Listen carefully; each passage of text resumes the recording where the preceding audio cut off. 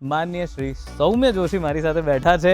આપના નાટકોમાં વોશરૂમની વાત આવતી હોય છે. પણ વોશ યા મારો ગમતો વિષય છે.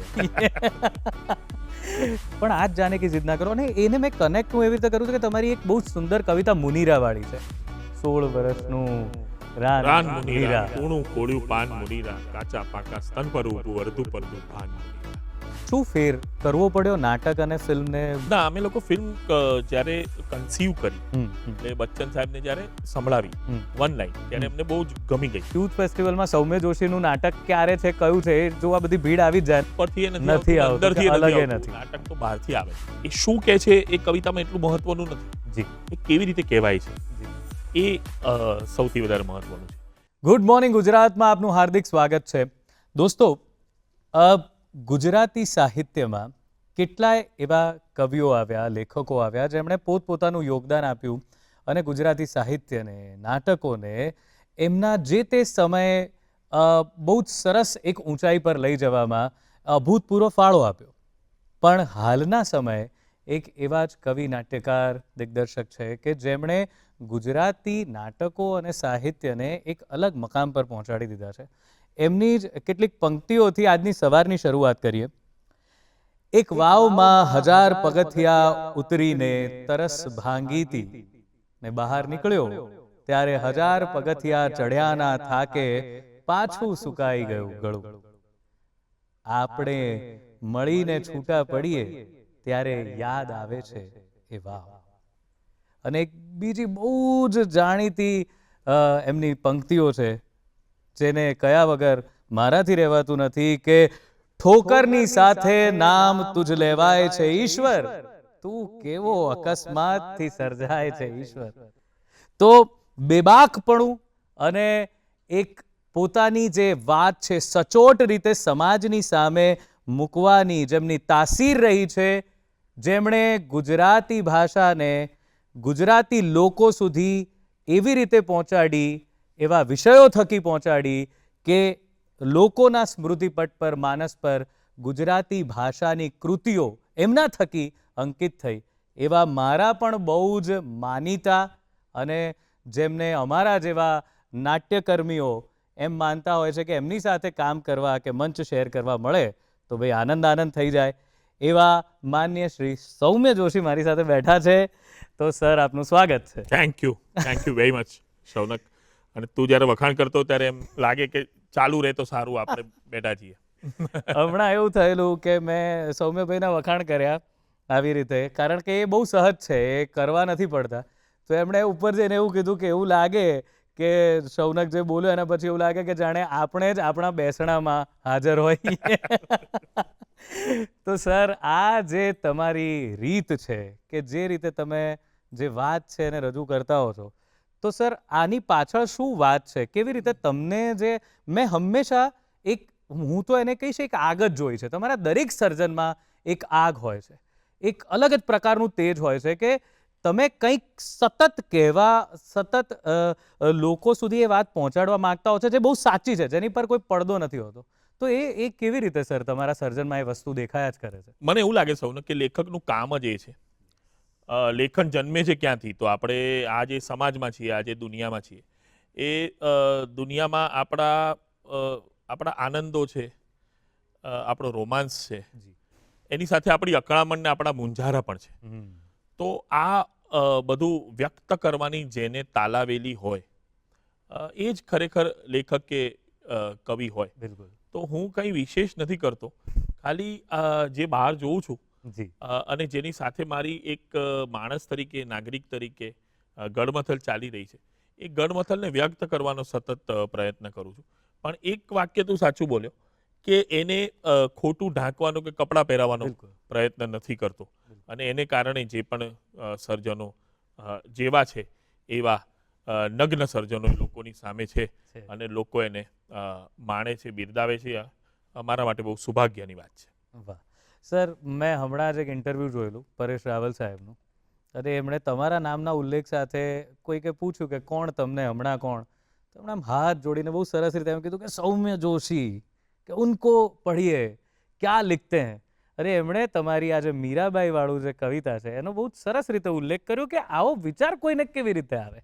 તો સર એ કવિતા આપના મોઢેથી સાંભળવી છે. આ એક કવિતા તો સંભળાવું એની પહેલા મને એટલા બધા લોકોએ આ પરેશભાઈ વાળો જે સ્નિપેટ છે મોકલ્યો. મોકલો. એક એ tells a lot about him yes. કે એ જે મુકામ પર છે એ છતાં પણ એ મુકામ પર આવીને છે ને લોકો વખાણ કરવાની શક્તિ ગુમાવી બેસતા બહુ હોય છે. સાચું. અને he such a humble and a lovely person કે એમનામાં એ જનરોસિટી છે કે એ આવી રીતે વખાણ કરે. આ તો જે કવિતાની વાત થઈ એ મીરાના પતિ રાણાની કૃષ્ણને ફરિયાદ છે. અને વિચાર તો એક વસ્તુ છે પણ મહત્વની વધારે વાત એ છે કે મારે મીરાના પતિનું એક લવ સોંગ લખવું હતું. એટલે એ કોઈ ફિલોસોફી નથી, નથી. એ કોઈ તત્વજ્ઞાન નથી, એ કોઈ મારું સ્ટેટમેન્ટ નથી. હા. મારે તો ખાલી એક પ્રેમગીત છે. હા. અને પ્રેમગીતો હંમેશા આપણા પોતાના હોય છે પણ બિલકુલ. તમે એના માટે કોઈ પર્સોના શોધતા હો છો. તો એ લવ સોંગની એક કહેવાની એક મજા અને એમાં જે લોડેડ ઇમેજરી છે એ મને પોતાને બહુ ગમે છે કે મારી પટરાણીના ધુમ્મસ જેવા જીવતર ઉપર ઓળો થઈને ઉપસી આવ્યા કાન તમે શા માટે. કે મેં તો મારી બંધ આંખમાં મીરા નામે અજવાળાને મ્યાન કર્યું હતું. એને 16 કળાએ શણગારીને રાજમહેલ અજવાળે એ ફરમાન કર્યું હતું કે મેવાડી ધરતીની ઉપર જીવ સટોસટ રમતા પેલી મશક જોઈને થાતું ચાલો મીરા લગ પહોંચાશે. કે મારા રાજમહેલની સોનમ થઈને પથરાયેલા રાજરાણીના ભરત ભરેલા પાલવ લગ પહોંચાશે. કે મીરા લગ પહોંચેલા મારા મેવાડી રસ્તાઓ આજે વળાંક લઈને સૂંઘે છે વેરાન. હવે શા માટે મારી પટરાણીના ધુમ્મસ જેવા જીવતર ઉપર ઓળો થઈને ઉપસી આવ્યા કાન તમે શા માટે. ને કાન તું એને કહેજે કે મારા રુદિયા પરના શિલાલેખના ભૂસાયેલા અક્ષર એની રાહ જુએ છે. કે કાન તું એને કહેજે મારા રુદિયા પરના શિલાલેખના ભૂસાયેલા અક્ષર એની રાહ જુએ છે. ને મારી માફક કાલિંદીના કાંઠે પેલી રાધા નામે એક અજાણી માધવ તારી રાહ જુએ છે. કે હવે ફરીથી ગોકુળ જઈએ ગોવાળણની મટકી ફોડે તો કાન તને હું રાજપાટનો અડધો હિસ્સો આપું. કે એની તરસ ભીજાણી આંખોમાં આ રાણાજીનો કિસ્સો ખોળે તો કાન તને હું રાજપાટનો અડધો હિસ્સો આપું. કે મારી આશાઓની ફૂટેલી મટકીની ઉપર એક જોગણી રાજપાટને ઠોકર મારી ધરી રહી છે ધ્યાન. હજુ શા માટે મારી પટરાણીના ધુમ્મસ જેવા જીવતર ઉપર ઓળો થઈને ઉપસી આવ્યા કાન તમે શા માટે. વાહ સર, અત્યારે પણ ગુઝબમ્સ આવી રહ્યા. અને મેં તમને કીધું ને કે તમે આ જ વાત છે. જેમ કે તમે ભાસનું લેખન વાંચો છો તો એમાં તમને ખબર પડે છે કે બિલકુલ અલગ કે દુર્યોધનના પોઈન્ટ ઓફ વ્યૂથી, કર્ણના પોઈન્ટ ઓફ વ્યૂથી. તો એક પોઈન્ટ ઓફ વ્યૂ એક અલગ, કારણ કે આપણે હંમેશા પેલા રૂઢિમાં બંધાઈ જતા હોઈએ છીએ કે મીરા અને કૃષ્ણ એ બેના જ પ્રેમની વાત થવી જોઈએ ક્યારે પણ થાય તો. એના ના એવું તો મને નથી. સી વિચાર કવિતાનું મુખ્ય poetry is never about what it says. It is always about how it says it. એ શું કહે છે એ કવિતામાં એટલું મહત્વનું નથી. જી. એ કેવી રીતે કહેવાય છે જી. એ સૌથી વધારે મહત્વનું છે. એટલે જે છે ને કે ધ્વનિ એ બહુ અગત્યનો છે. જી. કેટલું તમે પરતો ખોલ્યા વગર કેટલી અંદરની વાત તમે કહી દો છો એ બહુ મહત્વનું છે. જેમ મારું એક મુક્તક છે હમણાંનું એ મુક્તક એવું છે કે આપણે કહીએ ને કે દુનિયામાં બધાને મોકા મળતા હોય છે. તો એ મુક્તક છે મારું એવું માનવું છે કે એવું નથી હોતું. આપણે ઘણીવાર બાળકોને જોઈએ જે રસ્તા ઉપર વસ્તુઓ નાની નાની વેચતા હોય છે, રમકડા વેચતા હોય છે, કિચેન વેચતા હોય છે. તો એનું એક મુક્તક છે કે ઉજ્જવળ વગેરે હોય એ ભાવિ નહીં મળે. કે ઉજ્જવળ વગેરે હોય એ ભાવિ નહીં મળે.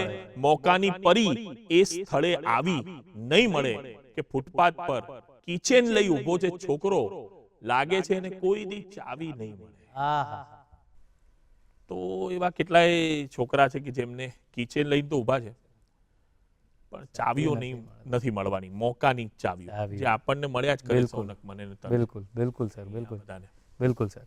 મેં તમારું બહુ વર્ષો પહેલાં જે મને પણ નાટકમાં રસ પડ્યો અને મને એમ થયું કે નાટકો આ કક્ષાના હોય. દોસ્ત જોયું હતું, સેન્ટ ઝેવિયર્સમાં જ જોયું હતું અને મને એમ થયું કે આટલા બધા કલાકારો સાથે આવા પ્રકારના વિષય પર સ્ટેજ પર લારી પણ આવે, સાયકલ પણ આવે અને આટલા બધા કલાકારો, તો એમાંથી જ પેલા મિલના મશીનો પણ બને.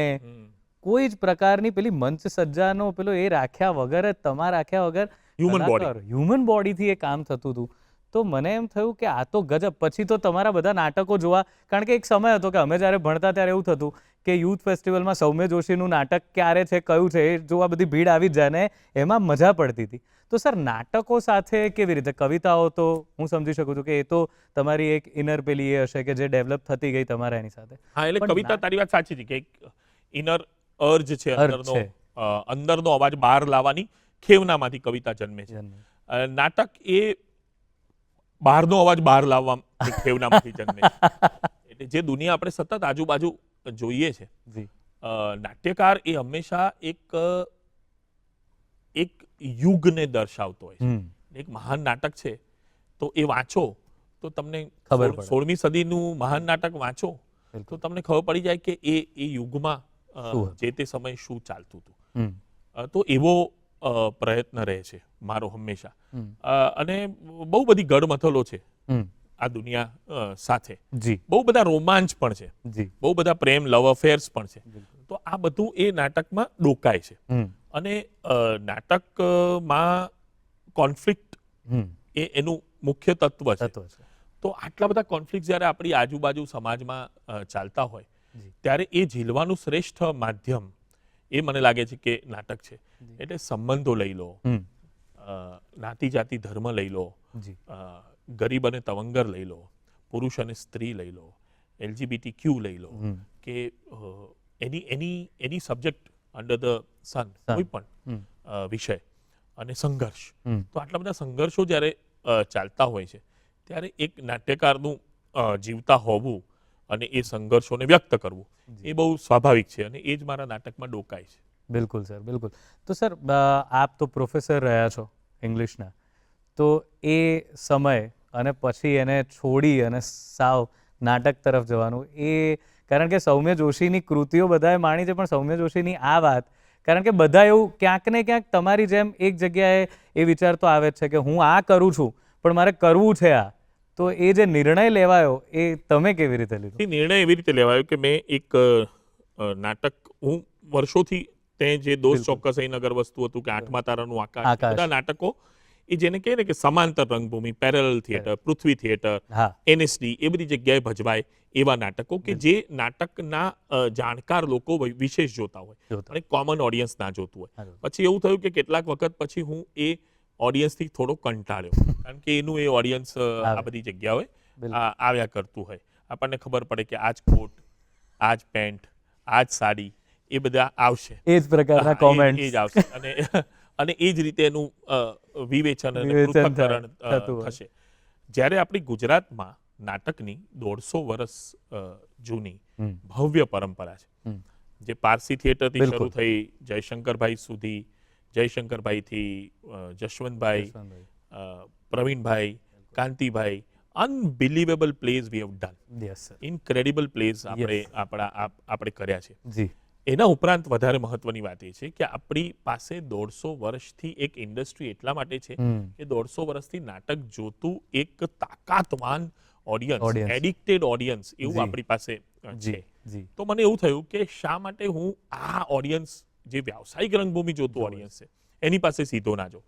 હવે ત્યાં સમસ્યા એ હતી કે એવું કહેવાતું હતું કે ભાઈ વ્યાવસાયિક રંગભૂમિ પર જે ભજવાય છે એ નાટકો, અમે લોકો જે નાટકો ભજવતા હતા એના કરતા બહુ જુદા છે. એટલે વોટ્સએપ જોક્સ વાળી કોમેડી, આને તે આવું જ ચાલે, એવો એક મત હતો. બિલકુલ. મેં વેલકમ જિંદગી જેવું નાટક કર્યું, જેમાં મેં કર્યું એવું કે ભાઈ પ્લેટફોર્મ બદલ્યું, સમાંતર રંગભૂમિથી વ્યાવસાયિક રંગભૂમિ પર આવ્યો, પણ મારા નાટકના તત્વ સાથે કોઈ જાતનો કોમ્પ્રોમાઇઝ ના, બિલકુલ, એક ટકો પણ નહીં. અને એ નાટક જ્યારે ચાલ્યું ત્યારે એક તો આ આપણા કલાકારોના મગજમાં જે આ એક ખોટી માન્યતા છે કે આવું જ ચાલે, એ ખોટી પુરવાર થઈ.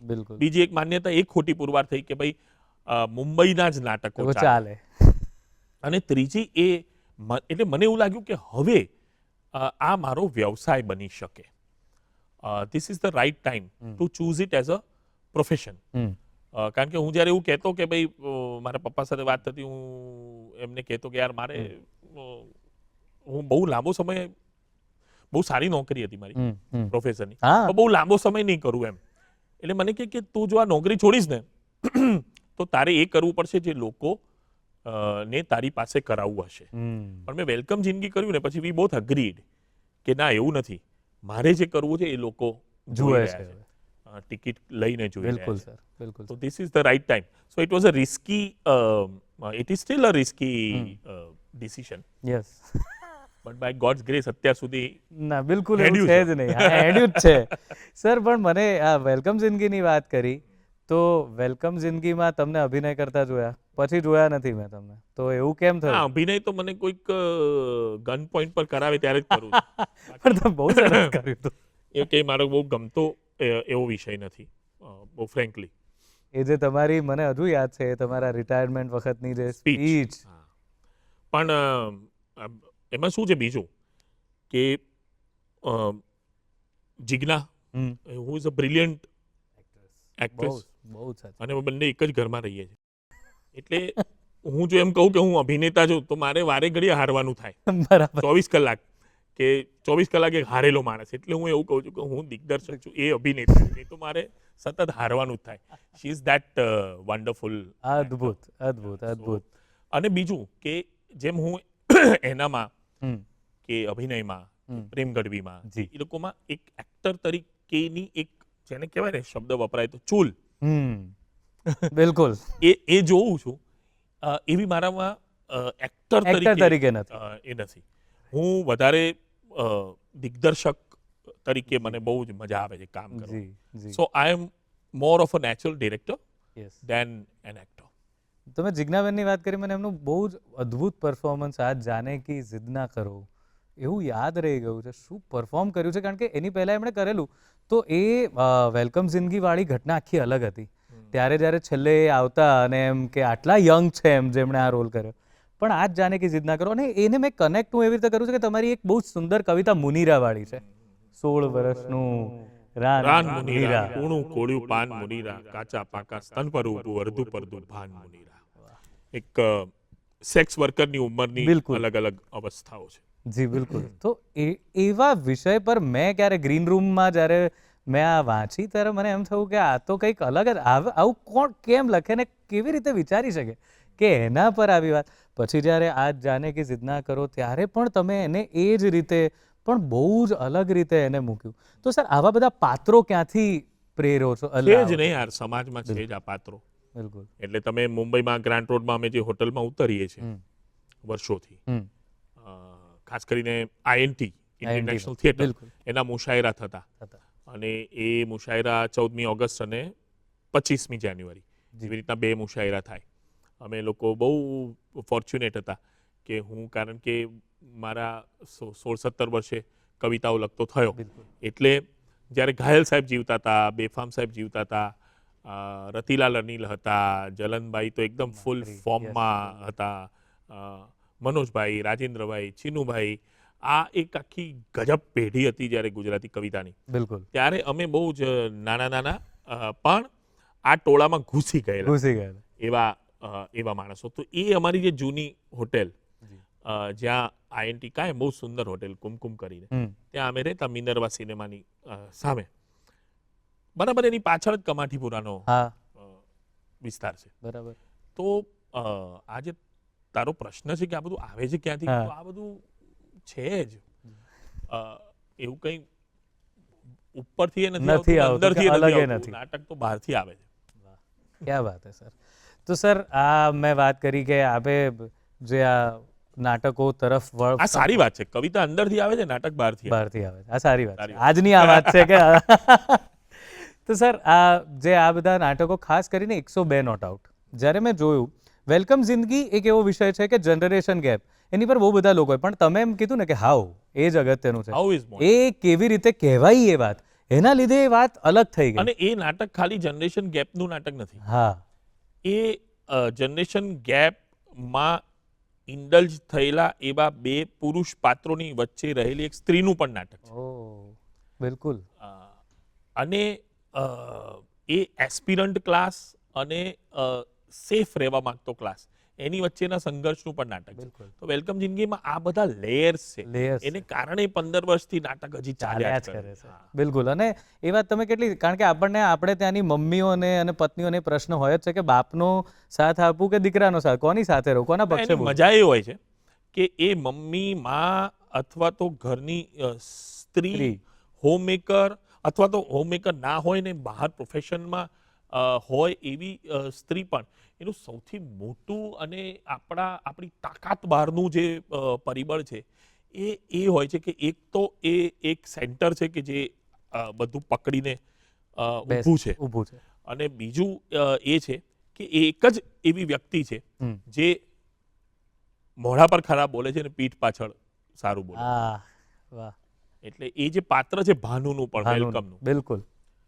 એ એના પતિને સાથે જ્યારે વાત કરે છે ત્યારે એના દોષ બતાવે છે અને છોકરાની ખૂબી બતાવે છે. ખૂબી બતાવે છે. અને છોકરા સાથે વાત કરે ત્યારે પતિની ખૂબી ખૂબી બતાવે બતાવે છે, ને છોકરાનો છોકરાનો દોષ બતાવે છે. વાહ સર, હવે મારે 102 નોટ આઉટ તરફ તો જવું છે, પણ અત્યારે એક વિરામ લેવાનો સમય છે. ચોક્કસ. તો આગળ સૌમ્યભાઈએ લખેલા નાટકોની, ફિલ્મની, ગીતોની બહુ જ સરસ મજાની વાતો મારે કરવી છે, તો ક્યાંય જતા નહીં, મળીએ છે વિરામને પેલે પાર.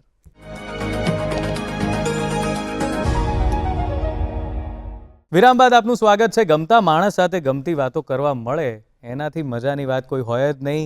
અને આજની સવારે આ જ થઈ રહ્યું છે. તો સૌમ્યભાઈ આપણી સાથે છે. સૌમ્યભાઈ, વેલકમ જિંદગી વિશે તો મને આ બહુ જ સરસ તમે જે આ વાત કરી કે એક સ્ત્રીનું પણ આ નાટક છે જે વચ્ચે બંનેની વચ્ચે બિલકુલ. છે. એવી રીતે 102 નોટ આઉટ, મને એવું લાગ્યું કે મેં જ્યારે આ નાટક જોયું ત્યારે મને એમ થયું કે આ તો કેવો અદ્ભુત વિચાર છે. પહેલી આ વન લાઈન જ મને તો અડી ગઈ. હું કોઈને પણ આ સંભળાવું ને કે કોઈ એમ કે ગુજરાતીમાં નાટકો, તો મેં કીધું આ વન લાઈન સાંભળો. ત્યારે તો ફિલ્મ નહોતી બની. તો એમ કહું આ વન લાઈન સાંભળો ખાલી કે દીકરો બાપને વૃદ્ધાશ્રમમાં મોકલે. મને કેવી રીતે થાય? મેં કીધું બસ આ જ છે. બાપ જો દીકરા. બાપ દીકરાને, બાપ સોરી, દીકરાને. બાપ દીકરાને મોકલે. મેં કીધું જો પણ એવું થાય, આવું હોય તો, અને એમને પણ રસ પડે. તો આ જે આખી વાત છે એ કેવી રીતે 102 નોટ આઉટ કેવી રીતે મને લાગે? એની બહુ જ બધી લાંબી વાર્તાઓ છે. પણ મુખ્ય વાત એ છે કે જેમ હું કહું કે મારી મમ્મીના કાકા વિનોદ હા. શુક્લ, હા. he started learning computer at the age of like 78, 79. એ ભાષાઓ શીખવાનો પ્રયત્ન કરતા. હમ. ઓલવેઝ ક્યુરિયસ, કુતૂહલ. હમ. એવી રીતે એક AR રાવ, મારા પપ્પાના પ્રોફેસર હતા. એ 102 વર્ષ જીવેલા, ઓ. પણ ગણિતજ્ઞ. હમ. અને એમના વિષયમાં એ છેક સુધી એવા તો રત રહ્યા હમ. કે એમના મોઢા પર, શરીરમાં, મનમાં તો ક્યારેય એમની ઉંમર દેખાય જ નહીં. અરે વાહ. અને એટલે age is in the head. એ જે કોન્સેપ્ટ હતો હા. એ 102 નો નોટ આઉટનો કોન્સેપ્ટ છે બિલકુલ. એકચ્યુઅલી, જે મારે વ્યક્ત કરવો હતો. Yes sir. અને પછી ફિલ્મ બની, તો એ પણ આપે જ સર લખી. તો એમાં શું ફેર કરવો પડ્યો નાટક અને ફિલ્મને? ના, અમે લોકો ફિલ્મ જ્યારે કન્સીવ કરી, એટલે બચ્ચન સાહેબને જ્યારે સંભળાવી વન લાઈન, ત્યારે એમને બહુ જ ગમી ગઈ. અને પણ હું બહુ ક્લિયર હતો પહેલેથી હા. કે આ નાટકનો વિષય એટલો ફેન્ટાસ્ટિકલ છે, યસ. એટલો બધો કાલ્પનિક છે, Yes. એ રિયલ નથી. વેલકમ નથી. જિંદગી જેમ બિલકુલ. એકદમ રિયલ નાટક છે, એવું આ એક થિયેટ્રિકલ બિલકુલ. એક્સપિરિયન્સ છે. તો આનું જે નાટ્ય તત્વ છે એને આપણે જીવતું રાખવું જ પડશે. હમ.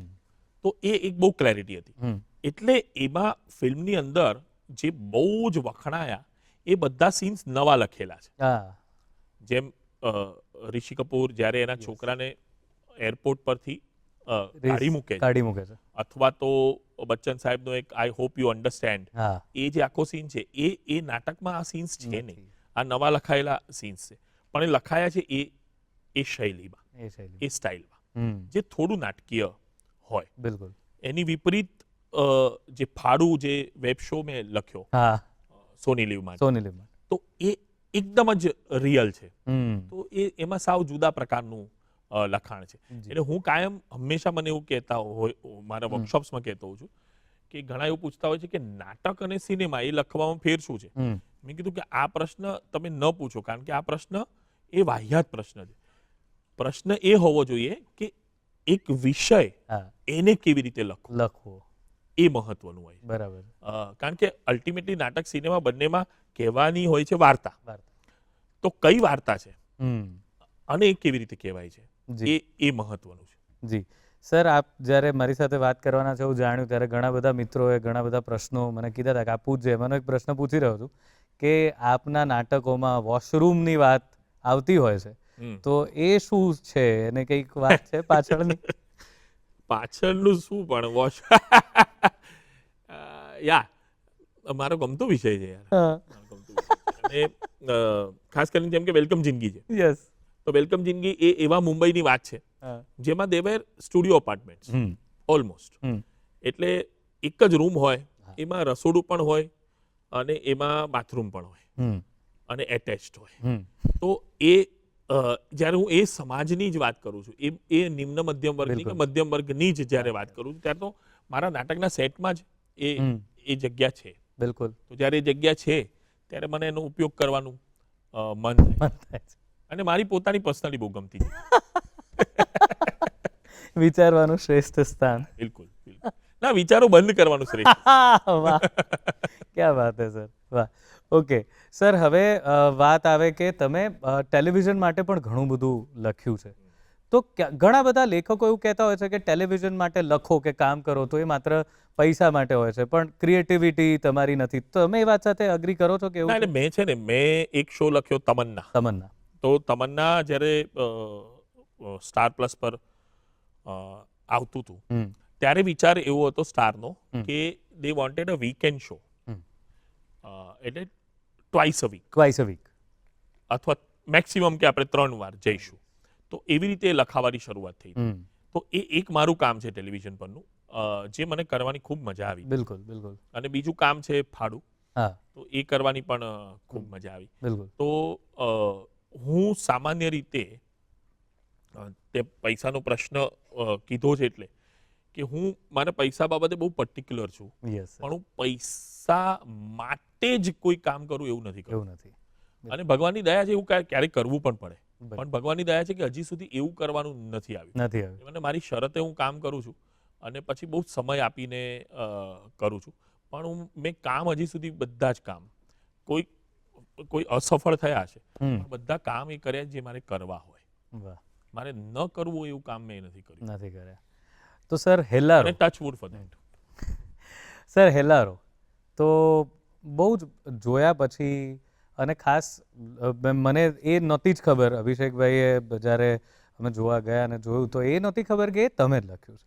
પણ પછી મને ખબર પડી. મેં એના ગીતો લખ્યા છે ગીતો અને સંવાદો લખ્યા સંવાદો છે. લખ્યા છે. અને સ્ક્રીન પ્લેમાં સંવાદો લખતી વખતે જે છે એડિશનલ જી. એક ભૂમિકા ભજવવી પડે એ ભજવી. જી જી જી. તો સર એના ગીતો, ખાસ કરીને મને એના પર જ આવું હતું કે આપણે ત્યાં હંમેશા ગીતો, ગરબા એ બહુ ટિપિકલ એક પ્રકારના રહ્યા છે, પણ જ્યારે હેલ્લારોના ગરબાની, અને આઈ ટેલ યુ, હું જ્યારે ગાવાના કાર્યક્રમ કરતો હોઉં છું ત્યારે સરપ્રાઇઝિંગલી મને વાગ્યો રે ઢોલ ને એવી બધી ફરમાઈશ આવે છે, આપણા ગરબાની આવે છે.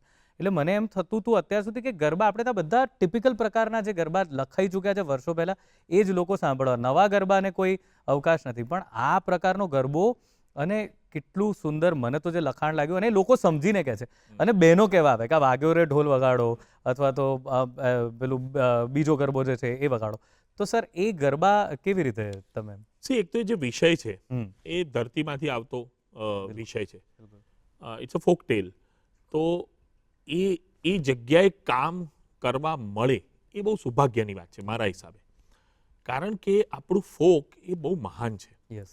આપણું જે લોક સાહિત્ય છે, લોક સંગીત છે, હમ એ બહુ મહાન, અતિશય મહાન, અનબિલિવેબલ છે. અનબિલીવેબલ. એમાં એટલું બધું અદ્ભુત ખેડાણ થયેલું છે. હમ એ પછી મધ્યયુગમાં આપણી જે સંતવાણીઓ છે હા, એ પણ એટલી જ અદ્ભુત છે. આપણા સંત કવિઓ બિલકુલ. એટલા અદ્ભુત છે. એટલે ગુજરાતી પોએટ્રી એવી છે કે જે વિશ્વમાં કોઈ પણ જગ્યાની કવિતા સાથે હમ ખભે ખભા મિલાવીને ઊભી રહી શકે એવી અદ્ભુત કવિતા એ આપણે ત્યાં થઈ છે. થઈ છે. તો આ ફોક પ્રત્યેનો મારો જે રિસ્પેક્ટ છે હમ એ એટલા માટે છે કે ફોકની અંદર એકદમ સહજ રીતે હમ. એક બહુ મોટી વાત એ કહી કહેવાઈ દેવાય છે. શકતી હોય છે. બિલકુલ. આપણને ખબર છે કે ગંગા સતીએ લખ્યું છે આ હા, કે વીજળીના ચમકારે અરે, મોતીડા મોતીડા પરોવો પરોવો પાનભાઈ. પણ એ આવે છે એ લોક છે. યસ. એનો જે એક્સપ્રેશન છે ને એ આખા લોકને પછાવીને જે બેઠું હોય હા, એનામાંથી જ આ બહાર આવી આવી શકે બિલકુલ. એવી વસ્તુ છે. તો એ ફોક પ્રત્યે મને બહુ જબરદસ્ત રિસ્પેક્ટ છે. હમ. અને ફોક પાસે એ સ્કોપ છે હમ. કે તમે બહુ મહાન વસ્તુ, બહુ મોટી વસ્તુ, બહુ ગહન વસ્તુઓ કહી પણ શકો અને એને લઈને લોકમાંથી આવેલું છે એટલે લોક સુધી પહોંચી પણ શકો. પહોંચી પણ શકો. તો હેલારો એ આ જ પ્રોસેસ થયો હમ. કે લોકનું કહેવાયું છે હમ. અને લોકોએ ઝીલ્યું છે. વાહ. તો કારણ કે એમાં લોક છે, બિલકુલ. લોકોમાં જે લાગણી છે, સ્ત્રીમાં જે લાગણી છે, એની અભિવ્યક્તિ છે બિલકુલ. અને તીવ્ર અભિવ્યક્તિ છે. તીવ્ર અને અભિવ્યક્તિ એ તીવ્રતા એ હમ. લોકો સુધી પહોંચે છે. કમર્શિયલ શબ્દ આપણે જ્યારે કહીએ ત્યારે આપણે એવું માનીએ કે કમર્શિયલ એટલે એક્શન, હમ. કમર્શિયલ એટલે કોમેડી, કોમેડી. કમર્શિયલ એટલે સેક્સ. હા બિલકુલ. તો આ ત્રણ વસ્તુને આપણે કમર્શિયલ કહીએ છીએ. પણ હું એવું માનું છું કે ઓથેન્ટિસિટી હા. અને ઇન્ટેન્સિટી, Yes. તીવ્રતા યસ. એ હંમેશા કમર્શિયલ હોય છે. બિલકુલ. જો આર્ટિસ્ટ એના કામ પ્રત્યે તીવ્ર હોય, તીવ્ર હોય. નિષ્ઠાવાન હોય, તો એનું જે પણ કલા છે એ કમર્શિયલ થશે. બિલકુલ સર. અને લોકની એ તાકાત છે, હમ. એ તીવ્રતામાંથી જન્મે છે. બિલકુલ. સર મેં આપના નાટકોની બીજી એક વાત નહોતી કે 3 પાત્રના નાટક, પાછા 3 પાત્રના નાટક, એવા નાના નાના પાત્રોને, એટલે મીન્સ કે ઓછી સંખ્યાના પાત્રોને લઈ અને આટલું અદ્ભુત કામ, કારણ કે અઘરું છે સર. આપણે ત્યારે ઓ વુમનિયા તો આમ તો એક પાત્રનું એક નાટક પાત્રનું નાટક છે. એટલે જીજ્ઞા એકલી કરે છે. ઓફકોર્સ પછી કલ્લરી અને બહુ સુંદર કલ્લરી હા, હા, I know. પપ્પન સરનું બિલકુલ. બધું છે. પણ યસ, એટલે એમાં કોઈ એવો ભાવ નથી. હમ. જેમ દોસ્ત ચોક્કસ અહીંનગર વસ્તુ હતું, 70 જણાનું નાટક, હા. એ લઈને 1 જણાનું નાટક. એટલે એ તો નાટકની ડિમાન્ડ છે. મારો Demand કોઈ એવો ભાવ કે હા, એટલે એવું કઈ છે કે આનો કઈ કે હિસાબ કે ભાઈ ઓછા લોકોનું નાટક ના, જ ના, ના. હવે કરું, બધા આવું પૂછવા માંડે છે એટલે હું 30-40 લોકોનું નાટક કરીશ ટૂંક સમય. તો એમાં હું આવીશ.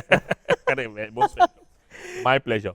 તો સર બીજો એક સવાલ પણ હંમેશા થતો હોય છે, અને મેં તમને બહુ જ સરસ રીતે આવા સવાલોનો છેદ ઉડાડતા જોયા છે. જેમ કે હમણાં તમે એક વાત કરી, બધા બહુ એવું કહેતા હોય છે કે આપણી પાસે સારી ઓડિયન્સ નથી, સારા પ્રેક્ષકો જ નથી રહ્યા, એટલે અમારા નાટકો નથી ચાલતા અથવા તો નાટકો નથી થતા.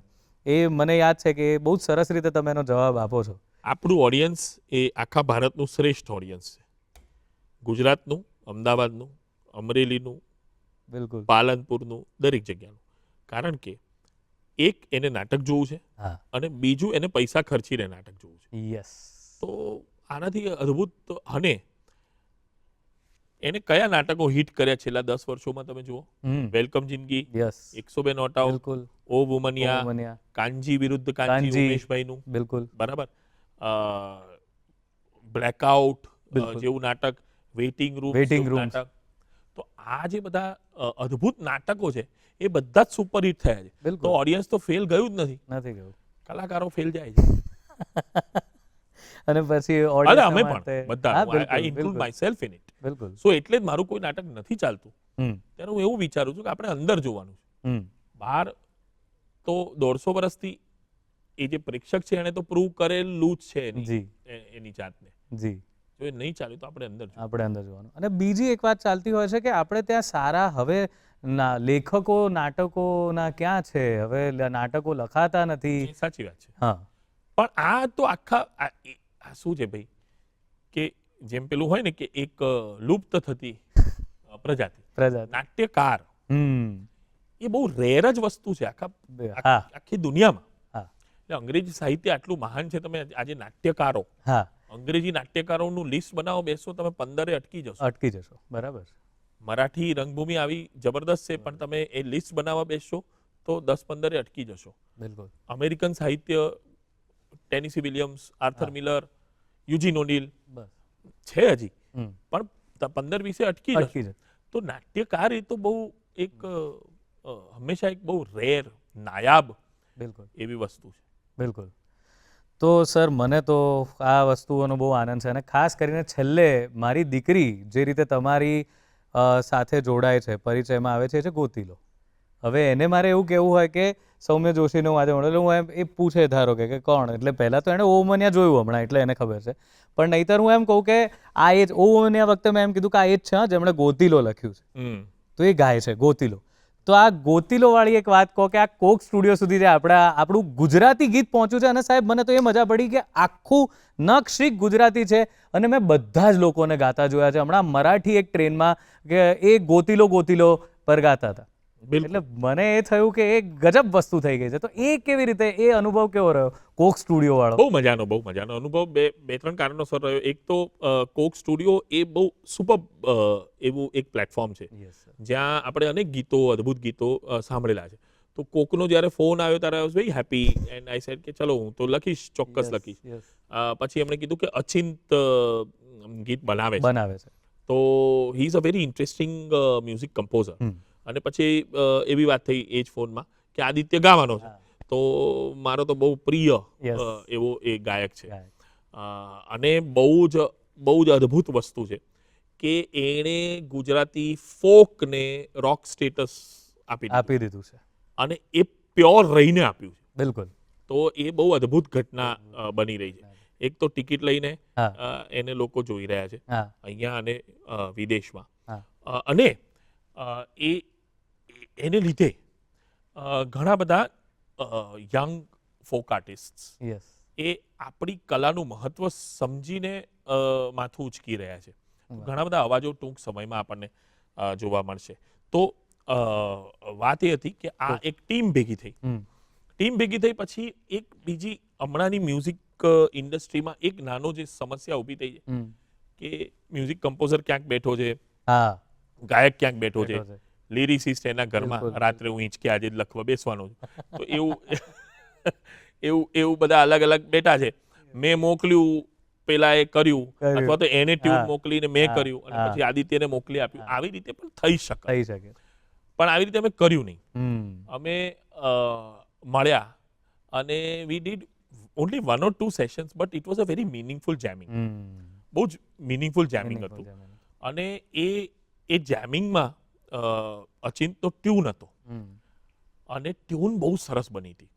અને ટ્યુન ઉપર મારે ગીત લખવાનું હતું. અને એણે મેં ઘણી બધી જગ્યાએ કીધું છે કે એને ડોલી ડો એવું ગાઈને મોકલેલું. એટલે મેં કીધું કે આપણે વિષય બદલીએ. ડોલી પર મેં લખી નાખ્યું છે.